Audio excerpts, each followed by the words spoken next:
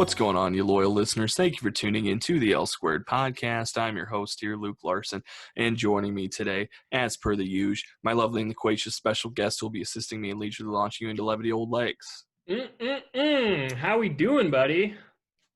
What's going on, you loyal listeners? Thank you for tuning in to the L Squared podcast. I'm your host here, Luke Larson, and joining me today, as per the usual, my lovely and loquacious special guest who will be assisting me in leisurely launching you into levity old legs.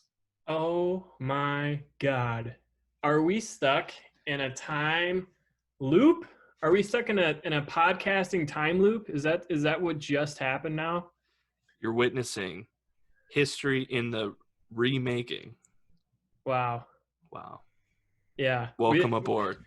Could you just imagine doing the same podcast with me over and over and over?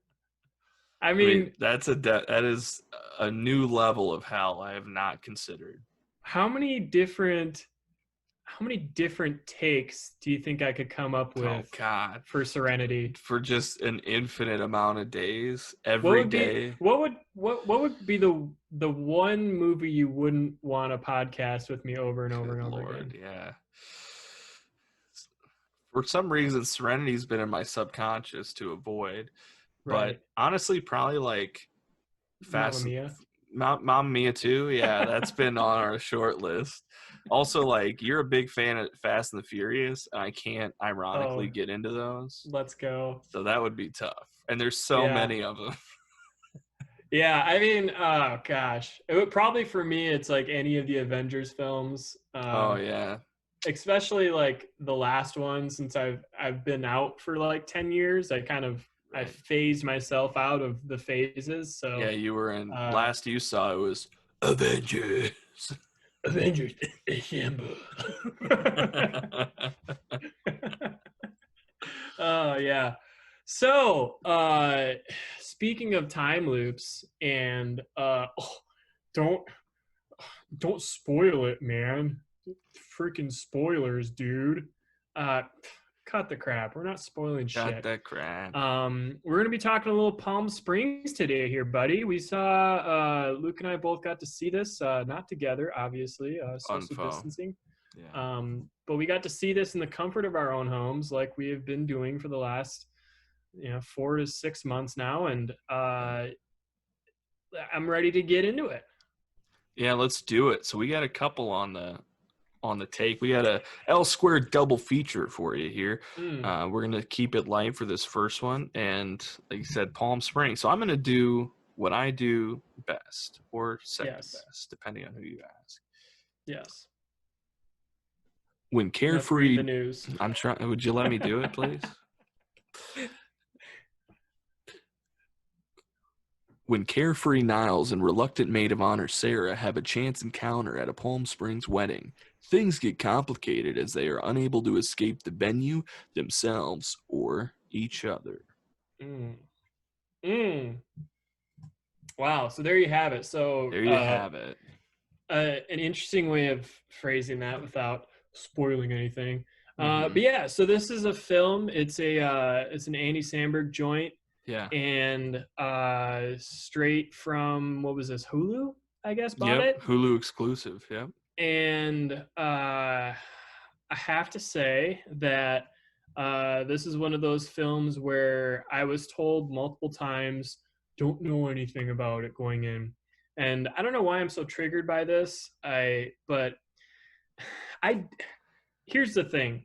I always do this, okay? Unless it's like just a blatantly stupid movie where like reading the title is enough to just know. It's like Skyscraper, got The Rock. It's like, okay, like there's literally nothing else I need to know about the film to understand what's going on. I usually take this approach to almost every film because I'm constantly chasing the chasing the dragon of having that thrill of not knowing what's going on in a film. But in this case, I think it's completely unwarranted. You can know about the film. It's Groundhog's Day. It's established within like the first maybe 5 minutes of the film. I was like, this is like either Groundhog's Day or like a a choreography, like a weird breaking the third wall. Like how's he like dancing like this? But yeah, so this is it's kind of a twist on Groundhog's Day, and not to, I come in a little hot, come in a little negative, as Yeah, I tend to easy do, there. but I for the most part really enjoyed this film. What did you think? I loved it. And I went in blind, and I'm glad I did. And I've been one of those schmucks. I'm sure I told you to go in blind, but I enjoyed the not knowing that's what was happening. And there's like hints to it, like you said, but it was just such a fun experience to be like, oh shit, okay, we're doing this every day. And Yeah.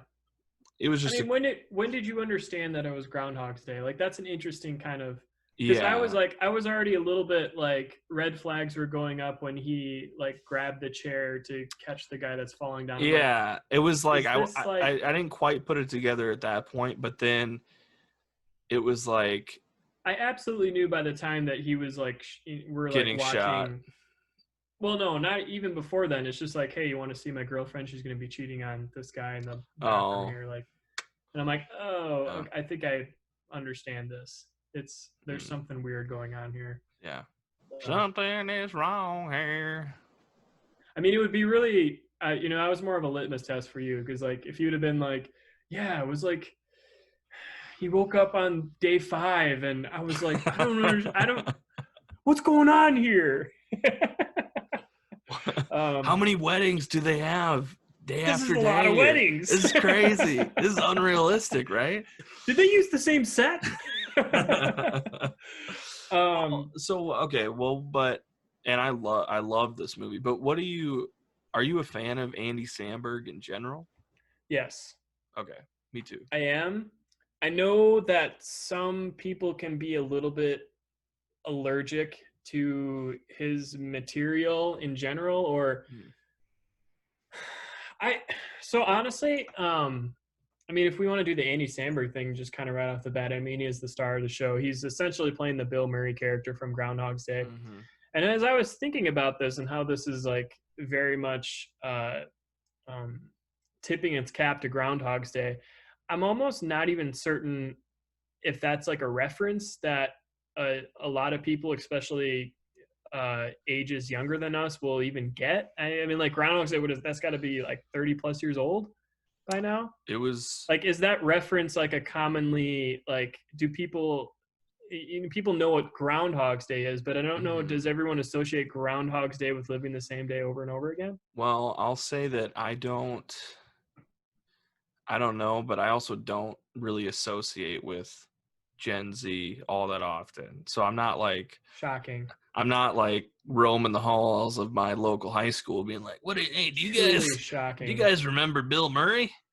Uh so I don't know. I think it probably is because doesn't like it seems like Groundhog's Day is a thing that like TBS will play all day on Groundhog's Day, and like people talk about Sure. it on the news. It's probably in pop culture.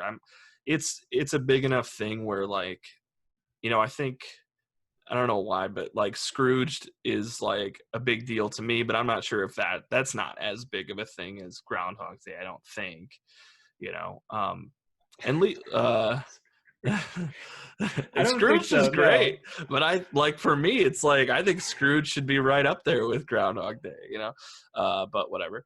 And Edge of Tomorrow did it in 2014. That was fun too, but I mean, I don't Right. know if they have that cultural It's touchdown for sort that of, too. yeah. I would say like anyone maybe our age or younger would associate this sooner with, yeah. I mean, I don't know, maybe not Edge of Tomorrow, because that I feel like that's a criminally underseen film, Live, but live, maybe die, just like repeat. Happy Sorry. Death Day.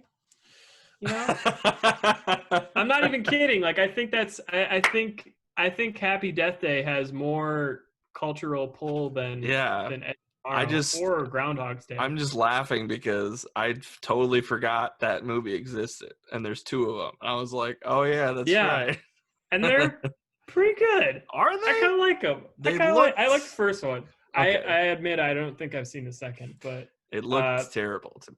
that's totally in my wheelhouse of just stupid Blumhouse horror film, which Mm. I am such a fucking sucker for, but Yeah. they pull me in every time. Yeah. Okay, so yeah, so I guess back to the Sandberg thing. I I've really always appreciated his work. I've only really ever seen like the SNL plus the movie star Sandberg. I haven't seen Brooklyn Nine-Nine. I know that's like a beloved show for a lot of people, but I really do think, and you can correct me if I'm wrong here, if this is probably the closest thing he's gotten to like a playing it straight serious performance. Yes. Absolutely. And it totally works because he can still kind of do his stuff. His like man-child thing. He can His still doesn't kind want to of grow be up. Andy Samberg, but it's enough. It's Nuance. yeah. I would say like the closest equivalent would be like Jason Segel in Forgetting Sarah Marshall, right? Yeah. Like very like Not as pouty, but right. maybe a little pouty. He's a little pouty. Yeah, that's funny. Yeah, like he's a goof and a man-child, but he has a lot of vulnerability and relatability to him, which isn't easy Right. to do. Did you see Pop Star that came out a couple years Yes. ago? I liked that Yes. quite a bit. Yes. It wasn't quite like a complete movie, but it was fun. Yeah, no, I like I said, I like Pop Star, even like the even weirder kind of offshoot stuff that he's done, like the Tour de Pharmacy, like I just think is fucking funny. Like Hot Rod to me is one um, of the best movies ever made. I love Hot Rod. It's I feel like that's maybe like the first one that comes for a lot of people, and Yeah. then like maybe your patience kind of wanes with things like Pop Star, because I think that is probably like 20 minutes too long. But yeah, no, I think this is a really I don't want to call it a turn because I think he's always like sort of been capable of this. It's just like this movie is it's so far detached from like the goofiness that a lot of his projects kind of take on, where it's just the premise of a lot of his films is like a farce. Yeah, where true. There's like actually like a real story here, which I think is kind of cool. So yeah, I love the story, and it's just like the way the story builds, and the like there's a lot of like subtle clues throughout the story that I really enjoy and that I could pick up on. And it's got so much heart, man. It's got vulnerability, and it's sweet and funny and super fun. Like I love just like the juxtaposition of you can kind of like, I feel like you can kind of figure out her twist pretty quickly, like what she's dealing with. So that caught me off guard. I actually Okay. didn't see that one. That was kind of fun. And I actually appreciated that there was a little bit more to the story than just, hey, I'm living this day over and over again. Absolutely. Which I think you kind of need to have when you're actually just doing Groundhog's Day or Happy Death Day, or a combination of everything. Live, Die, Repeat / Edge of Tomorrow. Yes. You got to keep plugging it. Yeah. No, it's a great it's a great film. It is. I was just going through my notes here. Movies that open with a wedding are just unequivocally good. Except for The Godfather. Except for, with the one exception. And I think that's the only bad part about the film. It's like if they would have dropped this stupid like, wedding what scene. Is this? Why aren't we like, just go dance with your daughter? Why are you in this room? Right. It's so dumb, Right. It's all these people and their favors. It's like, good God, like it's just like, the bureaucracy of being a crime syndicate boss. It's all the but so I like that. I thought it was funny because it's a joke that he has like a beer, and what is the beer he's drinking here? Like, I don't know. Is it like Hulu beer?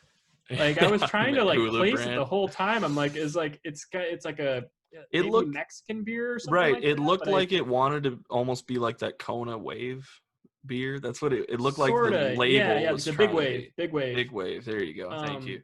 I was like, that was like one of the perplexing parts of the film for me. I just couldn't Yeah, get a maybe it was. read on it. I don't know. Which Yeah, is maybe it wild. was just like the Red Apple cigarettes, but for Yeah. Andy Samberg.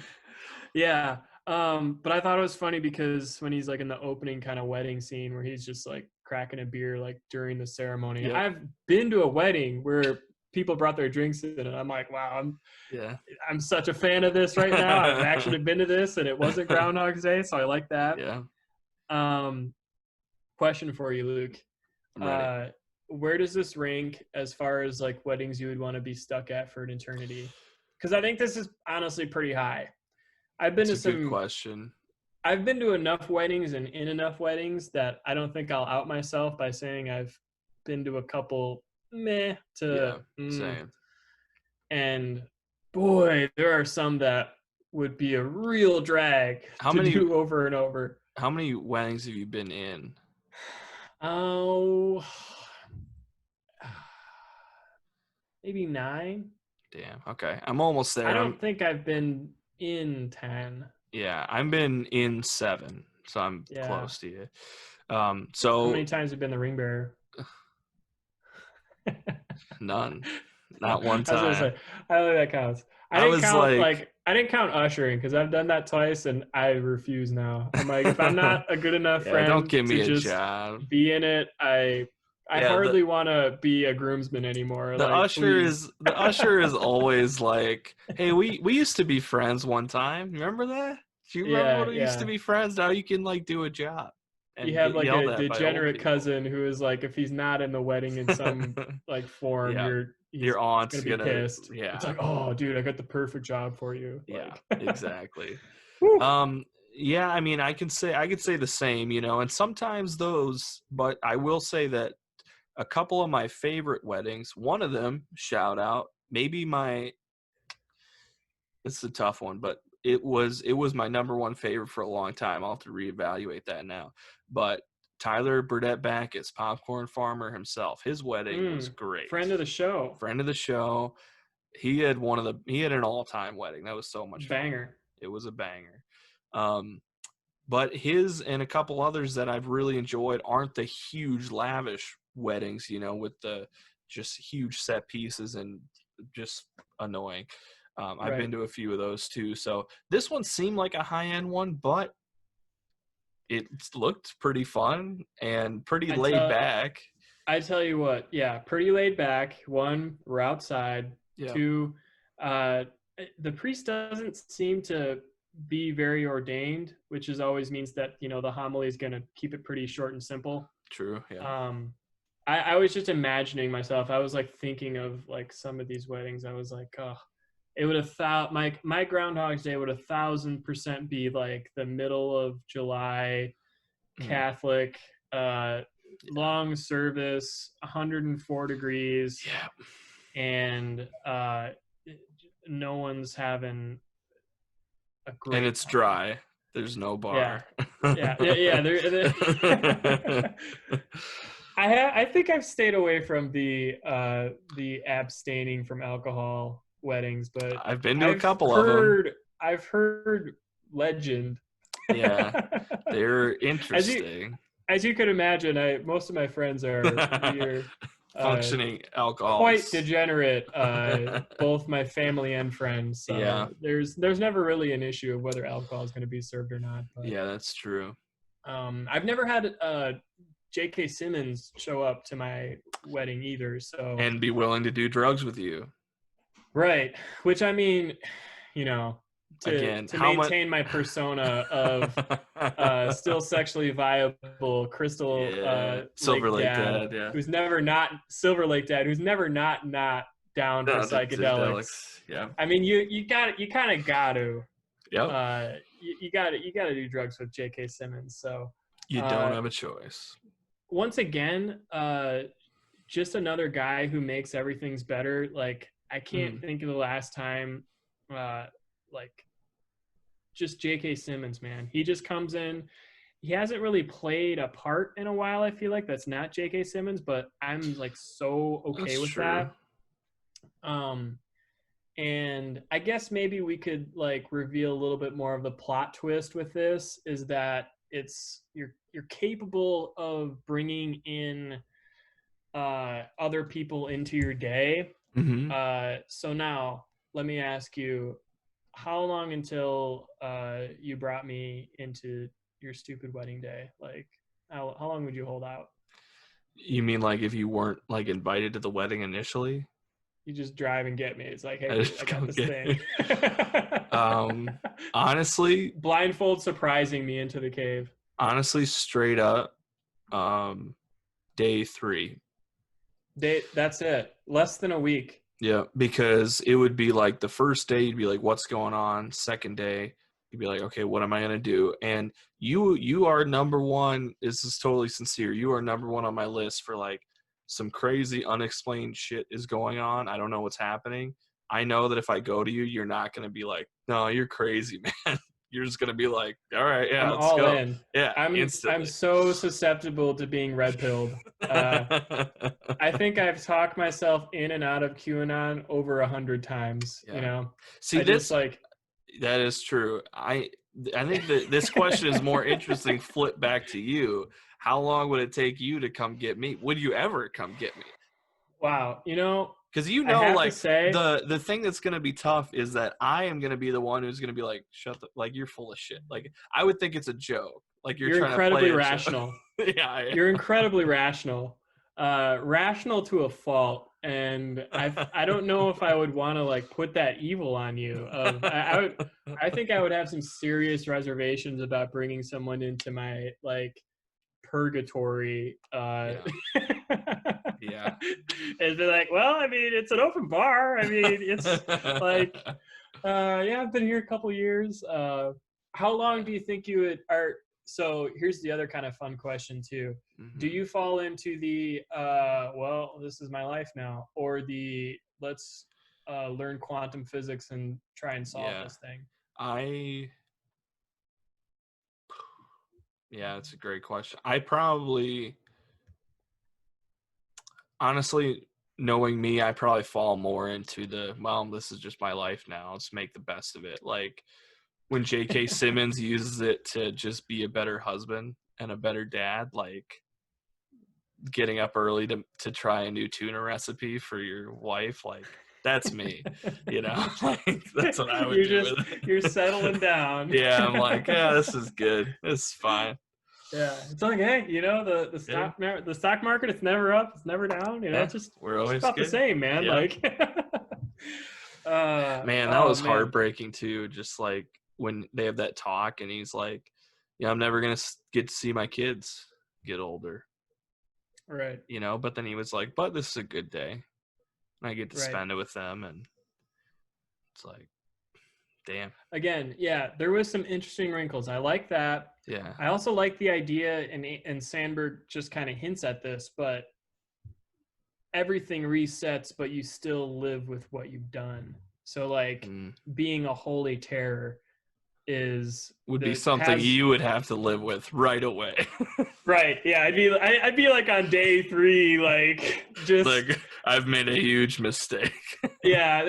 I would have some like poor bridesmaids just on top of the church, be like, Damien, it's all for you. Like, yes, power. Like, Yeah, uh, which yeah, I don't know. He did hint that he was the Antichrist, but he did. Yeah.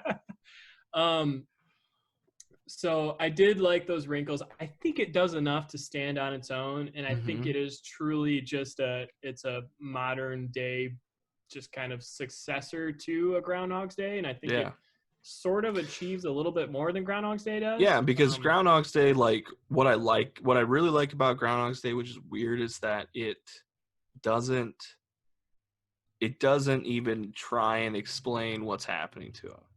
Sure. Like it doesn't even attempt at it. It never gives you an answer. Like, and I like that. At that time, like there were a lot of like that and Big and even Scrooge, like in the early '90s, Pack of late Scrooge, '80s, man. it was Love Scrooged. Scrooge. I love Scrooged. Like these were just huge big concept movies, you know. It's like we have this, oh, he's a kid, and then he meets a genie, and now he's an adult. What's he gonna do? You know, like they had all these huge, crazy concepts, and they didn't care about paying him off. It was just wacky. Kindergarten Cop. Kindergarten Cop Junior, where Arnold Schwarzenegger gets pregnant. You know, twins. It just happened all the time. Where like today's day and age, like you can't do that unless you're being tongue in cheek. So I like that they didn't explain what the cave was or where it came from. He was just like, well, this is just a thing that I went into, and who the fuck knows, you know?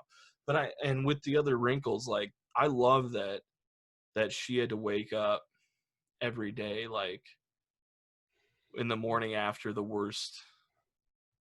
You love that mistake of her life. I love that she has to, like, that's part of it, that it's like, that would be awful. Like every day you have to wake up and be like, ah, shit, and deal with it, you know. And that's a lot, but I love that they added that heaviness to it. And I also love that they played it out throughout the whole thing. You know, it wasn't just like a quick twist. Like her first day back, when her dad is like, well, you must have got up early. We went in your room and you weren't there, because she wasn't staying in her room, you know. And then when Andy goes to check on her every day and she's not in her room, and he's like, oh shit, did she leave? Like, we know she didn't, but it makes sense why he would be like, oh man, she's not here anymore. She figured a way out or whatever, you know? Yeah. Trying to think. This might be like, I don't know if I have any other questions past this, but. Okay. I have one for you. Okay. I'll do mine first. Okay. So this is kind of tailing off of kind of the Kristen, Kristen Miliotti's character arc. I can't think of her name there, but so she basically like, let's solve this shit. Okay, we got a magical cave here. It's obviously something real. Let's do some quantum physics. Yeah. How long do you think it would take you to learn quantum physics at a level to give yourself even an idea of how to escape the time loop? I'll tell you right now. I'm bringing up my calculator.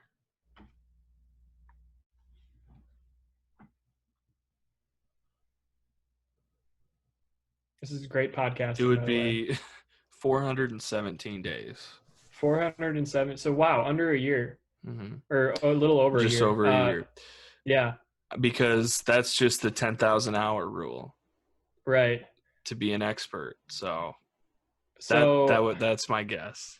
So I was thinking about this, and I'm like, wow, this is some real bad news for higher education, the field that I'm currently going into. And I think we just need to be done with YouTube. I think we just got to shut it down. There's too much information on YouTube, you know. I'm telling you, you know, we got to get back to school. We can't be you can't be able to learn quantum physics on YouTube, and I feel like.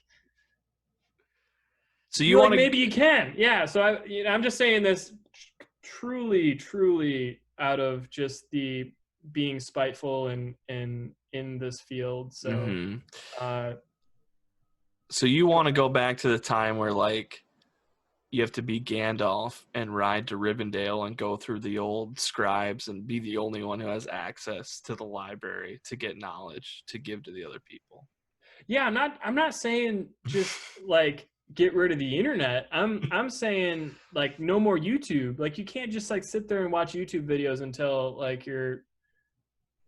I know this is beside the point. Because you're just like salty that you've spent so much money on this when you could have just watched YouTube. I know. And then you said it's like, oh, I got this easy, 417 days. That's like less than an associate's degree. It's like, boom, here we go.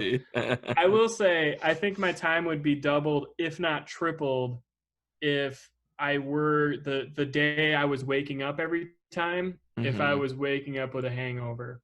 Not from my repeated day, from like the last day after the loop. Because I tell you what, like, especially like now these days, it's like a hangover puts me down for a good 8 to 10 hours. And I'm going to be honest. I might've just been done. I might've just been in the loop. I might've even thought about it. Like, you just kind of, tell you what. But You wake up every morning forgetting that you're in the loop because you're so hungover. oh man, yeah, you're just like it's like 12:30 before you're like oh yeah, oh my god, like this again. So I have a question for you. Okay. Is there a day that you've lived in your real life that you would want to relive you would want to be stuck in a loop for? No, I don't think so. Now you want to think about it. No, Because I I don't. mean, granted, I mean, I may it's have a a poor better interview memory. question. Oh, Yes or no shut questions are up. that's you really dropped the ball there. It gave me the easy out. Because Every like day. I'm also reading the new Chuck Klosterman book, Raised in Captivity, and it's just like whatever. It's not a memoir, but it's just a bunch of little vignettes about like interesting, weird fictional situations. And then the latest one I read was a guy that was basically living the same day over and over, and it was just a Yeah. Saturday. He woke up, and then like it was a pretty good day, but then after a while he was like, is this heaven? And he's like, no, I'm pretty sure this is hell, even though it wasn't that bad, but it was just like living the same day. So I was trying to think of like a day that Think I of a would be willing to, situation. where you would want to relive it every single day, or that you'd be okay with it. Because like there was, I mean, I was just thinking about this one day. I don't know if I'd want to relive it every day, but I just like, I got the day off work. I didn't ask for it. They just gave me the day off. So I was like, okay, I have a full day to fill. What am I going to do? And I thought about just sitting at my apartment all day, but I was like, no, I'm just going to go out of here. So I drove back to my hometown,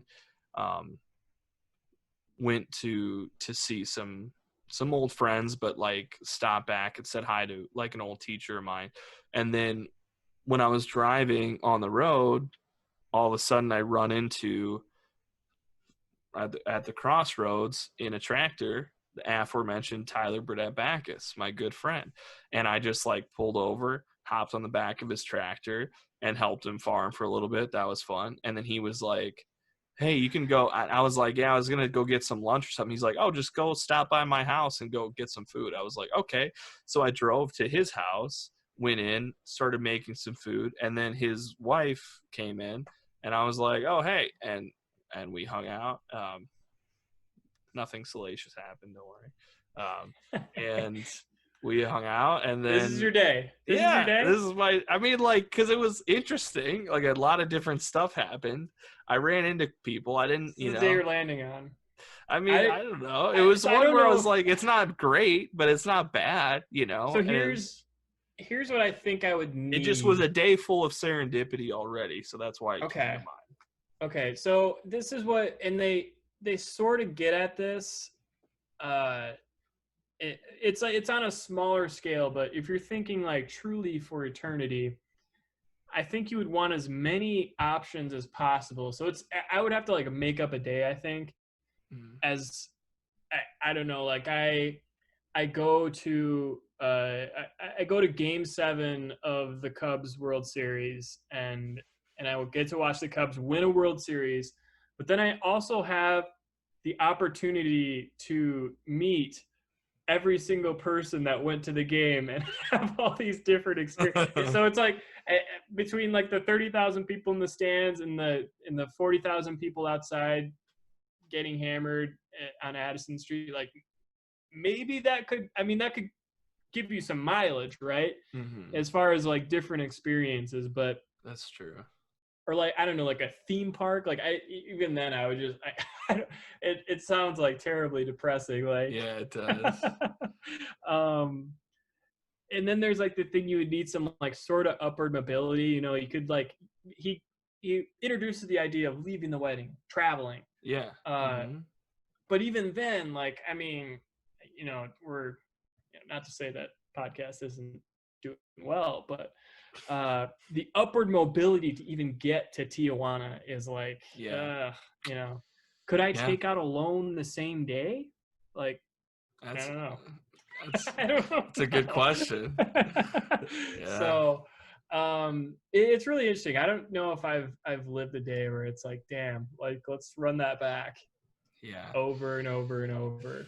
But who knows? I'm sure people have like really, they could say like much more sentimental things, like, you know, Maybe. birth of my first child or my own wedding or something like that. But I feel like you might get sick of your own wedding too. That's Yeah, like, because it's like that. I feel like weddings, you and I are experts, but it's like it's months for them of buildup, of planning, of stressing out, getting everything, you know, the money together, getting everything planned, and then the stress of like who's gonna come and blah blah blah. And it's just months of that, months and months and months, and then you finally get to that day, and you're around people you care about, and it's just like this huge, you know, valve release where it's just like all that tension and pressure built up is like finally like, okay, great, we're just gonna have one big day, you know. So like I feel like that would lose its luster, then the pressure would be off if you've done it 1,000 times, you know, 100,000 times. It's, you know, maybe like I also thought like maybe like this one day in junior high I had a great football. No, just wait. It was I had a great. The worst decision ever. You got to be an adult. Yeah, I can't. I just had a great couple football games. Like we were playing a tournament, and I had like 2 or 3, and it was fun. And it was like, but I guess that would, you know, that could get annoying too. But yeah, no, you're right. You would need to be at least 21. You need to have the ability. You need to be 21, and you'd have to like have some sort of outlet for near infinite possibilities, which is actually pretty close at a wedding. And I mean, he kind of goes through all this. He's like, I've had sex with this person, this person, this person. Yeah, this guy, this girl. Yeah. Yeah, you know, like, and I don't know. It's like, that'd be a tough sell for me. But hey, that's the ticket of immortality, right? And that sort of brings us to our next movie, which is about the mortality of life, and that we are not here forever, and when it goes, it goes. And sometimes when you do go, you might be possessed by a spooky demon. Man, you should. Hey, there's something wrong with Gran. I'm telling you, man. Something spooky's going on. Yeah. So, what's the next film we're talking about? Or was there any? We pretty much covered it pretty well. Palm Springs. Yeah. I would say go out, watch it. Absolutely, it's a great film. It's one of the first genuinely like good films that I think I've seen since the quarantine. Absolutely. And I think it's a perfect experience. Like, watch it with, you know, I feel like it'd be a great date movie. Yeah, I told my mom to watch it, and she loved it. So the next one we have, we're all in on Palm Springs. All in, absolutely. One of our favorites. Our next one is called Relic. A daughter, mother, and grandmother are haunted by a manifestation of dementia that consumes their family's homes. And this is an Australian horror film. And it's Australia? It's an Aussie, mate. You know, I'll date me really reckon that. Yeah. Serious? Yeah, it's Aussie. It's made by Screen Australia. They're all Australian. They all have Australian accents. Are you sure? Yes, I am 1,000% sure. The production company is Screen Australia. You're talking about the rental. I knew you'd do this. We were talking pre-show, and I'm like, Luke, don't get these two movies confused. One's the Relic, the other's the rental. I know it has your boy Dan Stevens in it, but so they're way, way, way Australian in the rental. That's not the Relic. Come on. I would not want to relive this day over and over. Oh, hey, you know what, though? Funny coincidence, Bella Heathcote. It's Australian. It's weird. Yeah, they all are. I watched a different movie that was made by Screen Australia this weekend randomly, and it was dog shit. It was terrible. So like when Screen Australia popped up again, I was like, please don't do this to me twice. Okay. Please don't do it to me again. Forgive me for being so uncultured. I assume in most cases, Australia is much more bright. Yeah. In the outback. Yeah. And this one is not. Nope. So this movie is sort of a it's a horror. Sort of a haunted house, sort of a kind of like not really sure. Is there something wrong with Gran? There's definitely something wrong with Gran. Yeah, it's like a possession thing, potentially, you think. And so this is, I kind of want to broach this subject with you because I feel like we have tapped into, and maybe this is just sort of our taste in general, but we have watched a number of and discussed a number of what I would call art house horror films. Yeah. Here on the podcast, and A24 built their legacy on those, and we built our legacy on A24. Yes. And I feel like other studios and other producers have sort of been trying to mine this as sort of like the high-minded, well done kind of beautiful horror film. That's become the mainstream horror now in the last couple of years. I agree. Right. It's sort of, I don't know, is The Conjuring that, or or does it really not start until The Witch? I feel like The Witch is, I think The Conjuring had remnants of it, but The Conjuring still feels like a big Hollywood, overly produced horror movie. It's very much a throwback. Mm-hmm. And I think if it's maybe done not by James Wan, like a little bit more subtlety to it, it does kind of fit into that. But again, The Conjuring is great, by the way. But so we've kind of stumbled into this. I mean, we've seen all sorts of them now. It's like The Witch, Hereditary, It Comes at Night, The Lodge, and now sort of this Relic. What's the Scarlett Johansson one? Under Your Skin. Under Skin. Yeah, so love that one. Yeah. Okay, so that might be. It's a little more sci-fi, but it has horror elements though. It's kind certainly. Of art. It's terrifying, and there's actually some kind of like, it reminded me a lot of Under the Skin, especially the finale.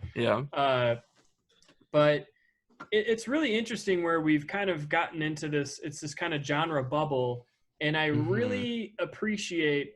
We don't want to like walk over it too much, but for the most part, these movies, they sizzle and they kind of crackle, and it maintains that sense of that heightened tension throughout.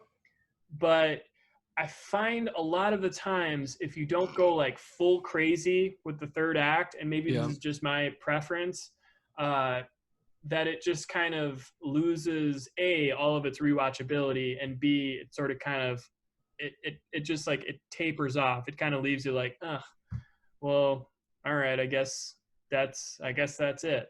That's kind of the feeling I came out of with, something like It Comes at Night, something we were super hyped for, incredible trailer, and the first watch of It Comes at Night is just fucking up there, you know? But it doesn't necessarily deliver in that third act, or they choose not to. They go for this kind of this allegorical horror. Horror.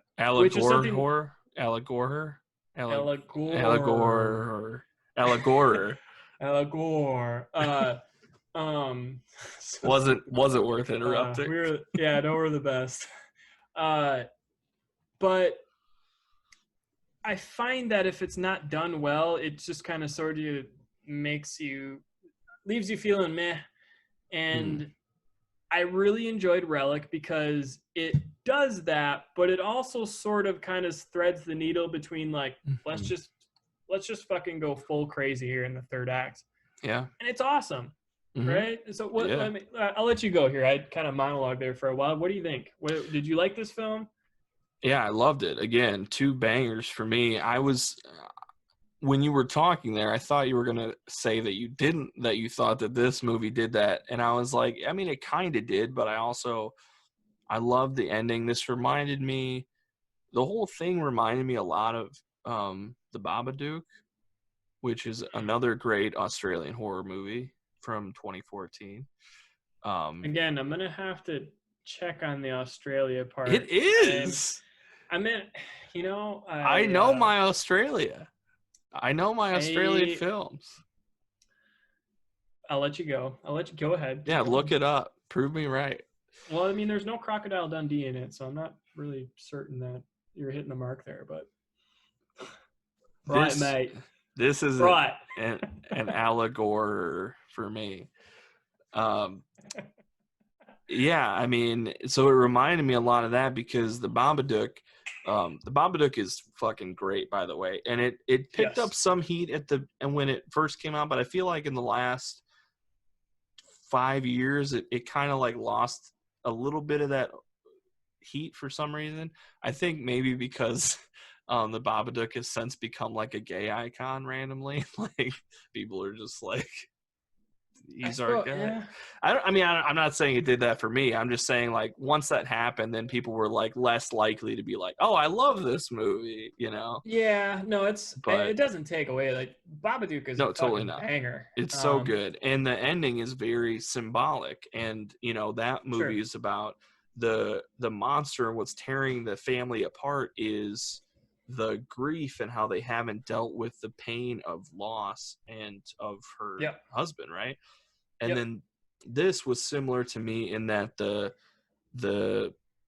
thing that's creeping in and rotting away and tearing their grandmother down is mortality and is dementia and the aging process and how it is scary, and you start to not recognize the person you knew your whole life. And so just that ending of them going through and having the very symbolic generations laying next to each other on the bed was fantastic. I loved it. Yeah, and very terrifying at the same time. Because again, up to this point, we're not sure what's going on with Gran, okay? That's very true. The whole time I was like rooting for there to be some like Belmezvedad or some like crazy demon that's, it's like suddenly we open the attic and there's, all these tomes. But I'm more of a sucker just for that. Yeah. And I get that we can't, not everything can be Hereditary, and it would be really, I mean, if we want to talk about all time, putting it into talk about the Fast and Furious movies, how they keep finding endless amount of gears to shift to. Hereditary is like, how did you even get to that gear? How could you go that hard? I mean, that's one of the best. I mean, I'd put that up maybe best third act of all time. Yeah, I agree. So it's again, like, I'm not trying to compare them, but I think they found a lane where they were able to kind of satisfy both of those as far as being something that's more symbolic, relic, and actually being very scary. And I tell you what, I'll just say anyone who has Christmas lights up in July, that's red a sign. Flag. That's a red flag. I was like right there. I'm like, she's possessed. Oh my god. Like, so I guess I don't know I thought this was kind of fun. So Bella Heathcote, who was always just going to be Gigi for me, from the Neon Demon. Of course. I'm a little bit torn on her performance. I thought everyone was really, really good, and she got better as it went. But what were your thoughts? Like, I was thinking of like the ring scene where she like pulls off the ring. She's like, leave it anyway. God, like, and I was just like, oof, this is kind of a tough look for my girl here. But she does get better, especially as she goes off into like the crazy netherworld part of the house, which is awesome. But I don't know. What do you think? of her performance. Yeah, it was a little bit uneven, I guess, but it was good. No, I think it was good, and she's, but it was like I thought they were gonna play more into her being her, like I thought they were gonna play more into like her grandma liking her more than her mom, and they did a little bit, but I kind of thought that was gonna be more of a stake between them, as it Right. went. And not that's obviously her fault, but it was just kind of like, oh, I guess that's we're just kind of over that now. So she just kind of, because at first it was like, okay, she's not working right now, and her mom didn't know that apparently. So it was like, okay, so she's supposed to be like the deadbeat or the wasted potential, or like, is the grandma going to be the one who was like, oh, I always knew you were going to be a doctor or whatever. You had such, and then she's like, oh, I didn't really do that, but we didn't really get there. She was just, Right. but it was like, How okay, many it was, yeah. how many nights at the house with Gran? How many you Oh got? boy, because I tell you what, my How many can you do? grandparents, I can't. I don't even know if I can do one, because like I grew up with grandparents with a house like that, not quite that big, but like just so creepy. And I'm not even kidding. They made me sleep in the attic. So like when she's in that room with like all the sewing shit, the boxes she has to walk around, 100% exactly what my Out. grandparents' attic was. I had to walk past all that and then sleep in a room that's in the corner, and guess what was everywhere in that room? Fucking porcelain dolls staring Oh at me, yeah. Oh covered the yeah. walls, like just All Annabelle horrifying. dolls. And Yeah. like I can't tell you how many nightmares I've had that took place there. I mean, they gave me a great setting for it. And just like, I don't think what's underrated is just the smell of old people's houses and old people, I guess. But just Shout out like, to all of our old people yeah, listeners. shout out We love our boomers. the leggings If you can loyalers. find the podcast, Hey, good we're more on than you, willing to take man. your dealership. We love them. Um, I mean, but that smell is like, it makes my nostrils swell, and it makes me uncomfortable. Everything feels dusty, and I think like every piece of food I'm expecting to be expired, and it's just like, I mean, that's gonna be a real tough buy for. I don't so it's know a if I hard could do out. it. That's a hard out Hard for me. out. I'm Ben And night Affleck. one, There's no more bags. There's not a no more couple more bags. bags. I'm out. You never miss a hard out. I Yeah. never do. Okay, how about I'll give you one prerogative here. You're there with Great. me. No. I'm not only am I not going to respond to that text, like, hey, you want to go grandparents, kind of like a house. It's, it's not really close to anything. It's older, centurion. Like, not only am I not going to respond to that, I might even leave you on reads. I might just straight up like, yeah, we're good. What maybe one more is what? Let's say this. What Mhm. what if Gran by some who knows how, it just has bomb ass internet, Okay. great internet, got everything to watch. Granted, it's not on a big TV because Of course. It's but I probably mean, like you got your Hulu, you got your Netflix, you got your Amazon. you can watch Palm Does that Springs over and over. does that do anything for you? No. No, still No. out. No, because I have decent internet where I'm at and a 4K TV, and I don't have to deal with their weirdness. Now, if it was like, the thing that would make me want to stay there would be the level of Grand's cooking, because Mm, grandma cooking is real hard to seems beat. well. I mean, I don't know about this Gran. It seems like she was, it's like Gran. I don't know how many more nights in a row I can eat just the family photo album. Like, I'm really, I'm not feeling it. We need protein, man. That's really not It enough. was kind of fun the first night. I was like, I'm always down to try something new, but like, can we get to the store or what's the deal here, Gran? So Would you yeah. rather live with this gran or the grandparents in the visit? Mm,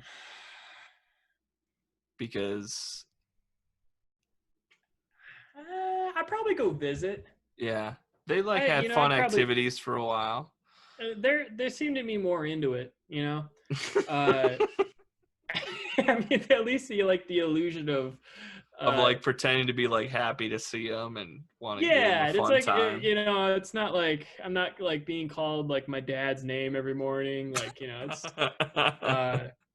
and shout out to Alzheimer's, man. That it honestly, because that's truly what it is. So it's Yeah. a film about Alzheimer's, dementia, and the loss of basically self before death, which is truly terrifying for not only, and again, the movie does it really well of kind of consolidating that. Not only is it terrifying for Gran, but it's terrifying for every person around here.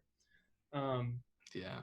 And I would, you know, I really like this movie, and I think that the ending is great. I don't want to spoil too much about the ending because I think it is really top notch. It's really spooky. It reminded me of the Eddie Murphy sketch, like the where he's like he's talking about how like white people are just like never gonna leave the haunted house, and when she goes back into the house, Yeah, I mean, really. I was like, dog, hold on, Yeah. we gotta have a talk here. That was the best part of Halloween, the remake, was when that little black kid was just instantly boop out the door. I'm out. Yep. I am out. I am gonna make the executive decision here, and I'm peacing the fuck out. So like that one, but before that, even too, when she sees the shadow walk by in the back secret hallway. Why? I mean, why would you ever follow that? I don't understand. I'm telling you, we're like genetically just disposed to just like, like you know. I guess we've just imposed our will on this world for so long. It's like, whatever. Well, you know it's a I don't have much to do tonight, and you know, they did say that you die in 7 days if you watch this videotape. But God, I am like really starved for content right now. Like, let's throw it on. Like, yeah, why not? So, yeah, I mean, that's pretty much all I had. You know, again, I'm surprised that. I mean, I haven't. Not that I would expect to hear a lot, but I thought this would be more of like a critical darling than it is. And maybe it's to your point where we've kind of seen more of these allegory films in the last few. Just give it up.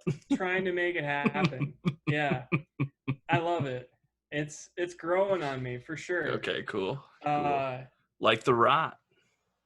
Yeah, so that's the thing. I don't know how much of a splash this might have made in theaters. Again, it kind of, even though I said it does definitely go for it in the third act, it still doesn't quite, it probably wouldn't get that like, oh my God, you gotta go see Relic. The way that like something like The Witch or Hereditary, kind of like those like tentpole horror films over the last 8 to 10 years have done. But the reviews aren't all that strong. Like, which is surprising. I mean, I'm not saying I that sways me either way, but normally, like, if you have a symbolic art house horror movie, it's going to be a critical darling, and critics are going to be like, "Oh, this is the one you all should see, and we love this one." But this isn't getting great reviews. I don't know. Well, you know what? Let's give it the L squared bump. Yeah, one of our favorites. I like it.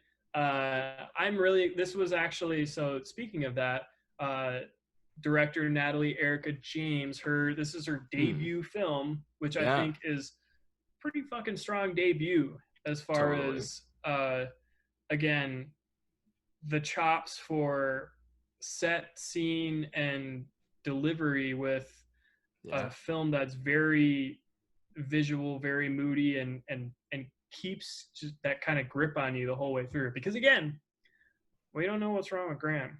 Yeah, we still don't. Or maybe we should. Yeah. Maybe we should check in more. Yeah. So. Yeah. That's all I got, man. Yeah. Well, go check these out. I mean, this is unprecedented having two. I mean, there was a while there where I wasn't sure if we were going to see two new movies. I mean, not in the theater, but that were bangers. I mean, just like even getting one new movie that's great is amazing. So to get two of these back to back that we've seen, we're on a run right now. I mean, honestly, I feel like I've been on a historic run, and obviously, I've seen more movies than Luke. I'm more cultured, but I would recommend for the viewers, if you want a little homework, and we may or may not talk about these in the future, but another film on Amazon or Hulu, Sea Fever, loved it. If you like boats, you're gonna love Sea Fever. If you like Irish boats, if you like boat people like sea people, seamen, you love seamen, and check that one out, because that one again is also very fun, horror / thriller / timely pandemic movie, because there is an altruistic character in that film which God could save us all, but again, just a film. And then maybe one more would be the aforementioned The Rental, which was the directorial debut of Dave Franco, which I really enjoyed. Watched last night. So I didn't know that. Yep. So again, yeah, that's. I don't want to jinx us. I think last time I came on here and said that movies are back, and we had another about month. Yeah, that was a bit of a misstep. Yeah. Good, but hey, they're only missteps if you choose to count them. I don't know. Drop it there. All right. Well, we got so close. It was almost so good. We were throwing a perfect game there, and then somebody said, "Hey, you're throwing into left field." You were like, "Hey, you're throwing a no." Yeah. And you let it go. Well, on that note, you can find me on Twitter at LukeLarson89. You can find this podcast at L Squared Podcast on Twitter and on Instagram. We're on YouTube. We're on anywhere that you get your podcasts. Facebook. Hit that follow on the Spotify. Hit the follow, please. Let's go. Give us likes, comment. If you want to see our faces, put a thumbs up on YouTube or thumbs down. However you feel like you want to show support. But also at the same time, we're getting rid of YouTube, okay? Also, it is a huge hindrance. After seeing Palm Springs, I'm done. We're out. Radicalizing people. It's going to sway our election. And I think it's a net negative on the world. Just like